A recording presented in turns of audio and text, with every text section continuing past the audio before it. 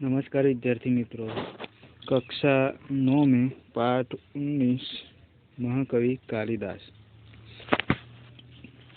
महाकवि कालिदास पाठ के लेखक है नरपत बारहट हड़वेचा। लेखक परिचय जानते हैं। राजस्थानी संस्कृति के शोधकर्ता नरपत बारहट हड़वेचा ने MA B.Ed की उपाधि प्राप्त की है। जयनारायण विश्वविद्यालय जोधपुर से वे संलग्न है। उनकी विशेष रुचि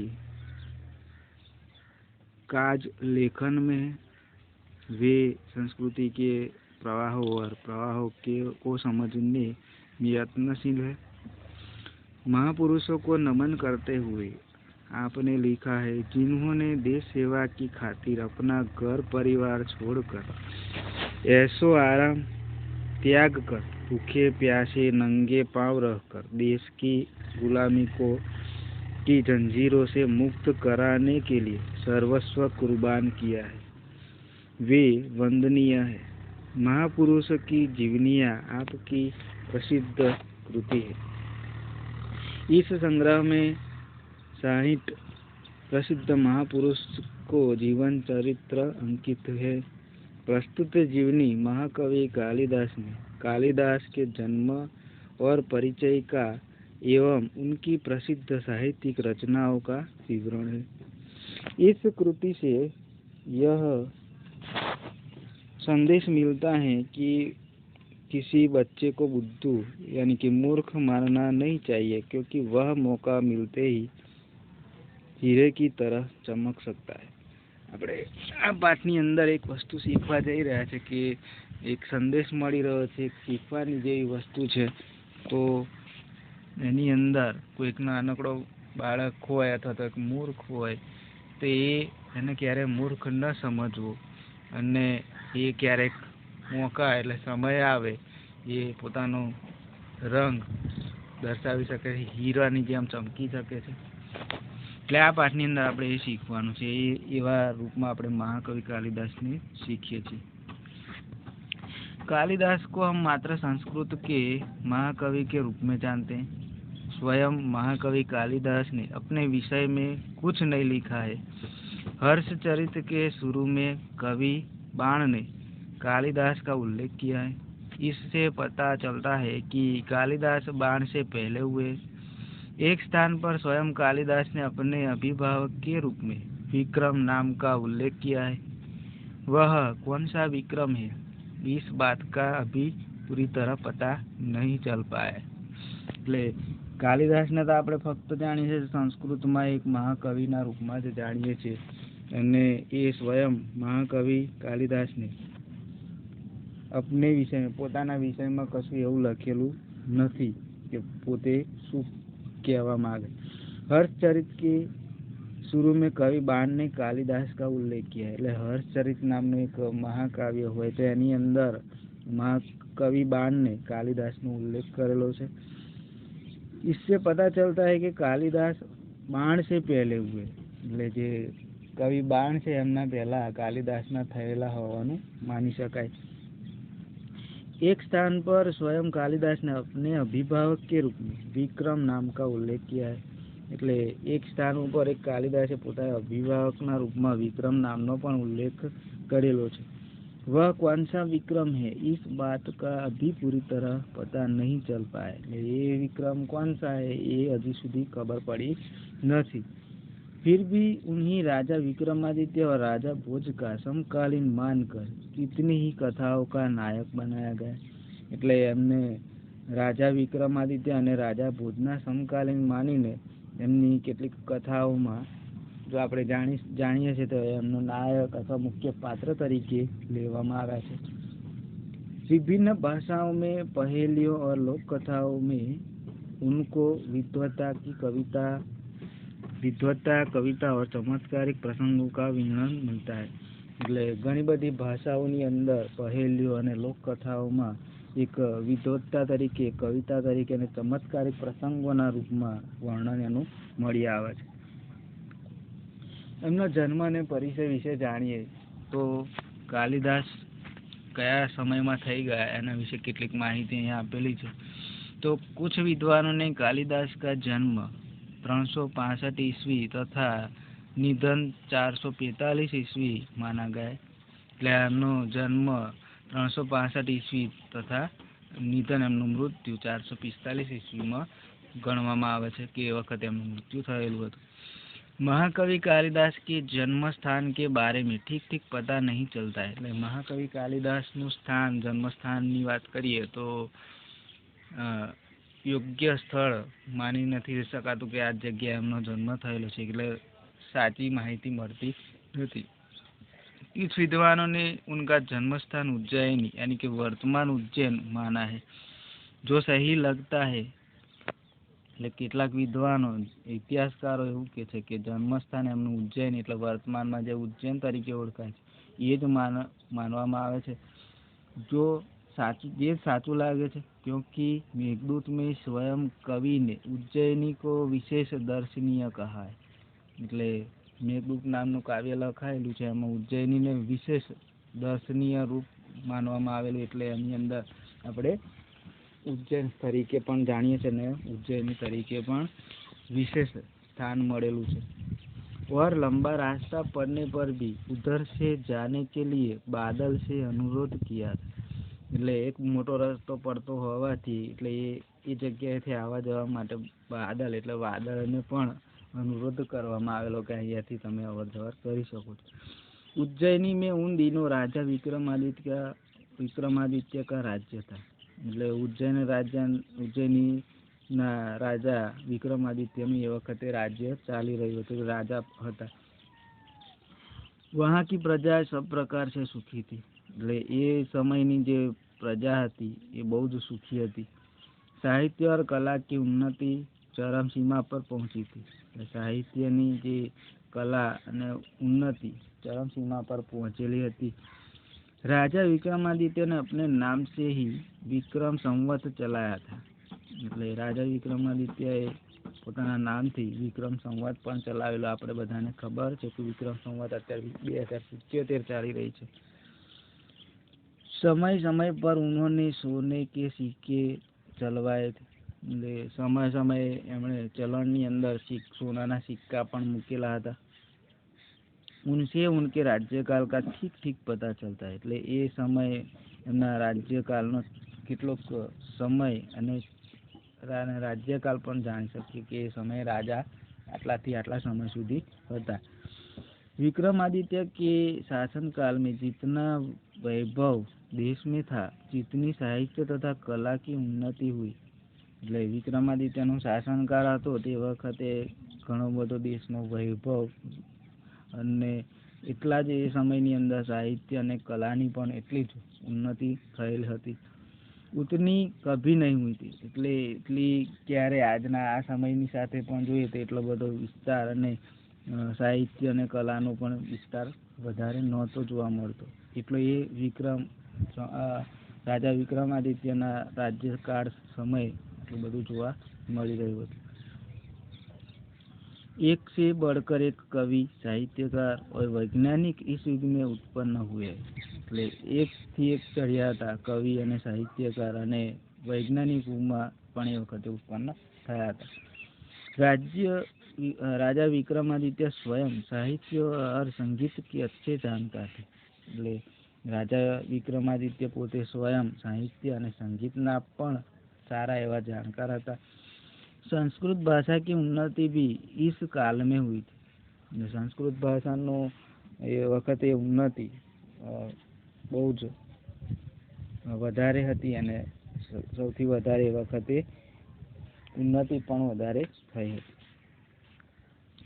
अपने पूर्व जीवन में बुद्धू माने जाने वाले कालिदास विक्रमादित्य के दरबारी कवियों में सर्वश्रेष्ठ थे। कालिदास के अतिरिक्त 8 और कवि भी दरबार में थे जो नवरत्न कहलाते।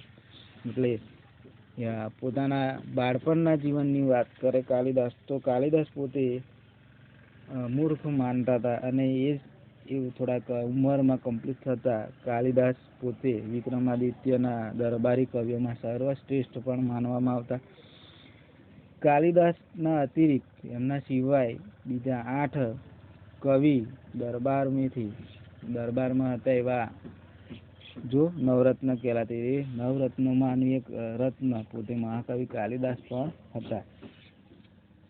कालिदास के विषय में कहा जाता है कि युवावस्था तक निरक्षर थे।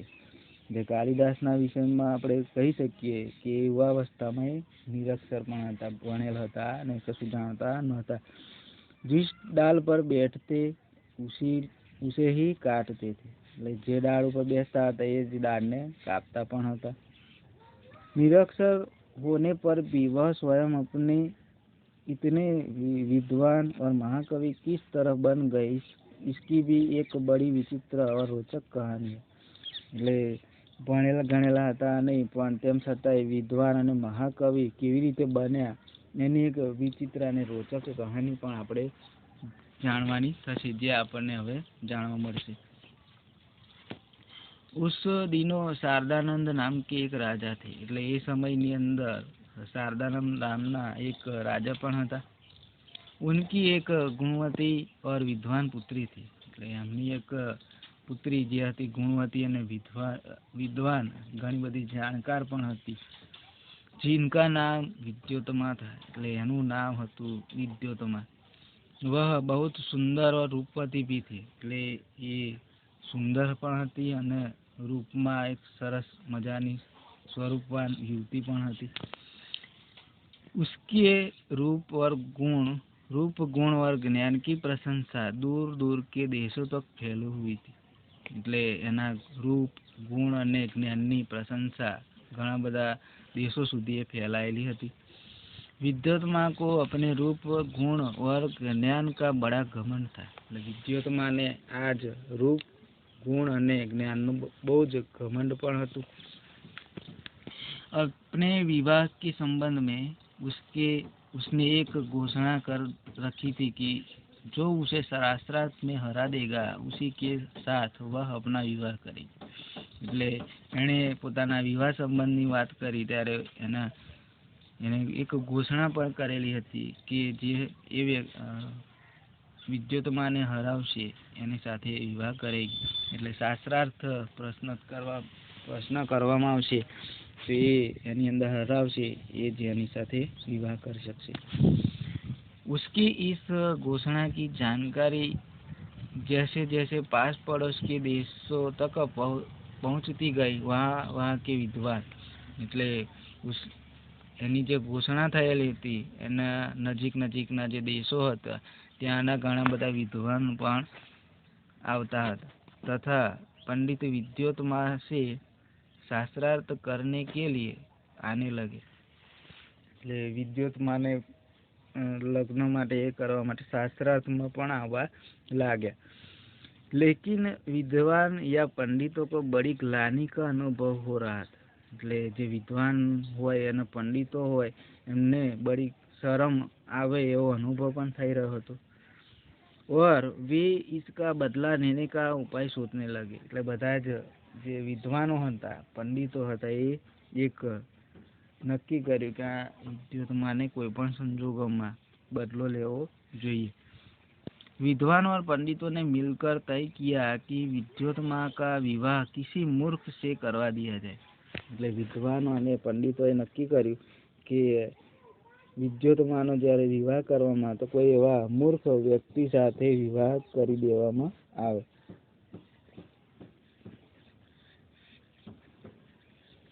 तो इसका घमंड टूट जाएगा और वे अपने अपमान का बदला भी ले सकेंगे। એટલે નક્કી કરે છે કે આ એનો ઘમંડ તૂટી જાય અને એનો અપમાનનો બદલો બધા લઈ શકે। अतः वे ऐसे एक मूर्ख की तलाश में रहने लगी। એટલે જે વિદ્વાનો અને પંડિતોએ નક્કી કર્યું કે હવે એક એવા મૂર્ખ વ્યક્તિની તલાશ શોધખોળ શરૂ થઈ ગઈ। संयोग से उन्हें एक दिन ऐसा ही मूर्ख युवक मिल गया। એટલે સંજોગો એવા ઉભા થતા જ એક યુવક પણ એ મળી જાય છે। वह पेड़ की जिस डाल पर बैठा था उसे ही काट रहा था। એટલે જે યુવક મળ્યો એ કોઈ ઝાડ ઉપર ઊભા અથવા તો ઊભા એટલે બેઠા જે ડાળ પર બેઠો છે એ જ ડાળને કાપી રહ્યો છે। पंडितों तथा विद्वानों को लगा कि उससे बड़ा मूर्ख और कौन होगा। એટલે પંડિતો અને વિદ્વાનો ખબર પડી કે આનાથી મૂર્ખ વધારે બીજો કોણ હોઈ શકે। इसलिए पंडितों ने उसे पेड़ से नीचे उतारा और समझा बुझा कर एक सुंदर राजकुमारी से विवाह करा देने की बात कहकर तथा लालच देकर अपने साथ चलने को राजी किया। એટલે બધા પંડિતોએ એને ઝાડ ઉપરથી નીચે ઉતારે છે અને સમજાવી બુજાવીને એક સુંદર મજાની રાજકુમારી સાથે લગ્ન કરાવવાની વાત કરાવી અથવા તો લાલચ આપી એને રાજી કરે છે અને સાથે લઈ જાય છે। पंडितों ने उस मूर्ख युवक को यह बात अच्छी तरह समझा दी थी कि वहाँ कुछ भी नहीं बोलेगा। पंडितोए नक्की करेलू कि आ मूर्ख युवक ने दरेक जे बात समझावेली અને એ સમજાવેલી વાત પ્રમાણે એ કશું બોલશે ને અને બોલવાનું પણ નથી ને દરેક વસ્તુ સમજાવેલી હતી कि वह वहाँ कुछ नहीं बोलेगा એટલે એને કશું બોલવાનું પણ નથી और गूंगा बना रहेगा એટલે મૂંગા રહેવું नहीं तो उसका विवाह नहीं होगा। એટલે થોડીક બીક પણ આપેલી કે એનો કે મૂંગા નહીં રહે તો એનો વિવાહ પણ નહીં થાય। वह मूर्ख युवक बड़ा खुश हुआ। એટલે જે મૂર્ખ યુવક હતો એ બહુ જ ખુશ થાય છે। उसने पंडितों की बात मान ली એટલે એણે પંડિતોની વાત પણ માની લીધી और उनके द्वारा दिए गए अच्छे कपड़े पहन लिए। એટલે પંડિતો દ્વારા કેટલાક કપડા પણ સારા પહેરાવવામાં આવ્યા।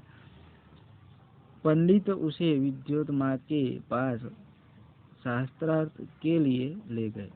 એટલે નક્કી કરેલી વાત પ્રમાણે પંડિતોએ વિદ્યુત માની પાસે લઈ જાય છે અને એને શાસ્ત્રાર્થ માટે પણ તૈયાર કરી એની સામે રજૂ કરે છે। તો અહીંયા સુધી આ આપણો પાઠ રહેશે અને આગળનો વિડીયો બીજા ભાગમાં મૂકવામાં આવશે। એટલે અહીંયા સુધી આપણે આ પાઠને પૂર્ણ કરીએ છીએ। આટલે સુધી રાખીને આટલો પાઠ અને બીજો ભાગ બીજા વિડીયોમાં મૂકવામાં આવશે। થેન્ક યુ, આભાર।